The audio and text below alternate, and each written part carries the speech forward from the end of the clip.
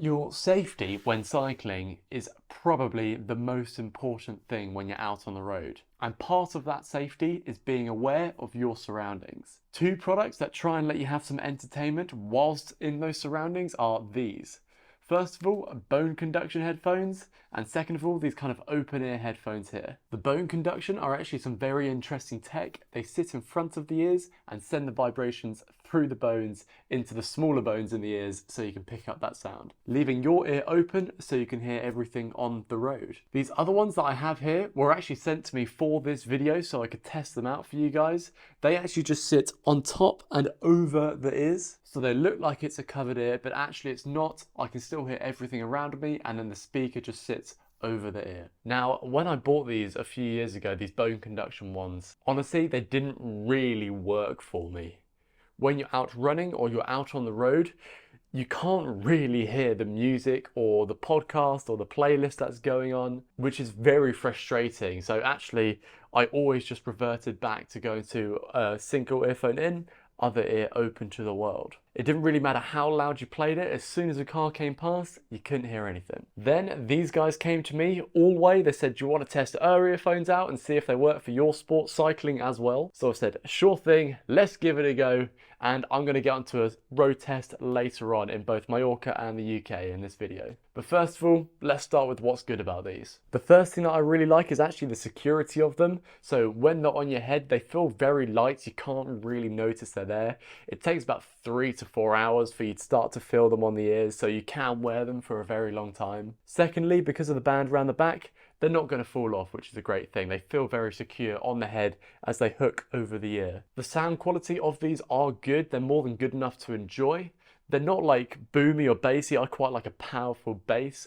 These don't have that, I think because they're a bit further away from the ears, but they're still a high enough quality to enjoy them. Another thing I quite like about these is that they actually look very sleek. They're a good looking piece of kit. They're quite stylish. They are actually touch sensitive, these, so if you press it, you can go to the next song, previous song, pause, and you can adjust those on the app as well to your liking. One place I've actually really loved using them is when I'm at work, just working on bikes and stuff, or when I'm around the house, I'm just cooking and stuff like that. If someone wants to talk to me, they can just talk to me straight away. I don't need to pause anything, I don't need to stop anything, and I can literally just carry on with the conversation in front of me and then go back to my music or my podcast or audiobook, whatever I'm listening to. So around the house, these work really, really well, especially if you have a bit more of a social dynamic going on in the house. Unfortunately, however, when I got back to the road, the same problems came up with the bone conduction. So let's go to Road Jason and we'll go from there. So I'm just out here in Mallorca, a few days after Ironman Alcudia, which is why I'm out here, and I'm giving them a test. But then, well, we've got to talk about the performance and noise. And these headphones suffer with the same issue that bone conduction headphones suffer with, really. And that is, even out here in Mallorca, you got one car every 5 minutes or so. But when that car comes past, actually, you can't hear anything. And when you get to a busier road, well, you've got to whack up to full volume, and even then, you can't quite hear everything properly.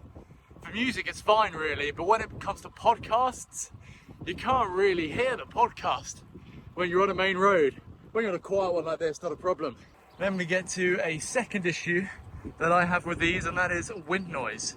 Honestly, the wind noise is super loud with these, so that actually, I'm only going, well, 26 k's an hour at the moment, and the main thing I can hear is the wind going over them, which is kind of a pain in the butt. I want to hear the music more, not wind.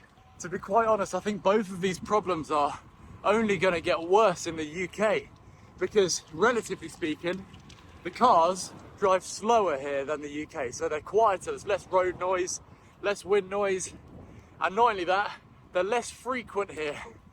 To be honest, if you want to listen to a podcast, something where you actually want to listen to it, maybe an audiobook, you're going out for a long ride, no, it's not going to work.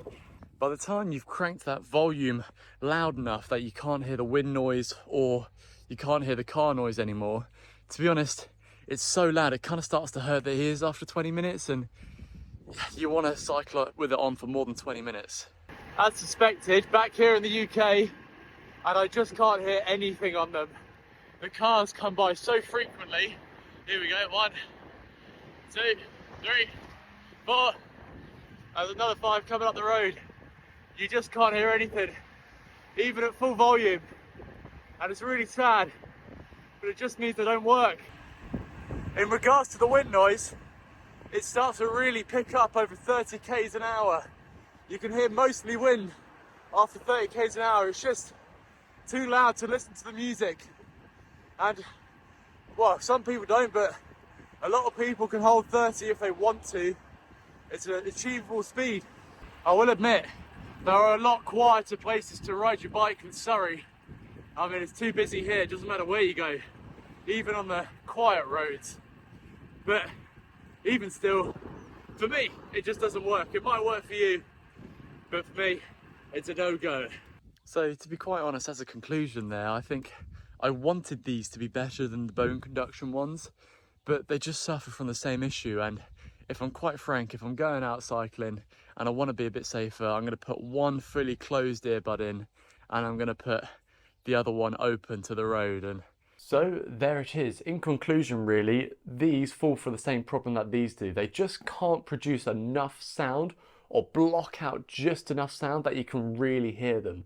As soon as any car comes past, you're going to miss what you're hearing. Even at full volume, you're still not getting what you want from them. Well guys, if you do want something for around the house, then you're welcome to use a 15% discount because they sent these to me for free and are giving you a 15% discount. If you have any further questions, please feel free to put them down below in the comments section, or you can always find me over here on Instagram and you can ask me private questions there as well. I've been Jason, this has been Cycling Unboxed.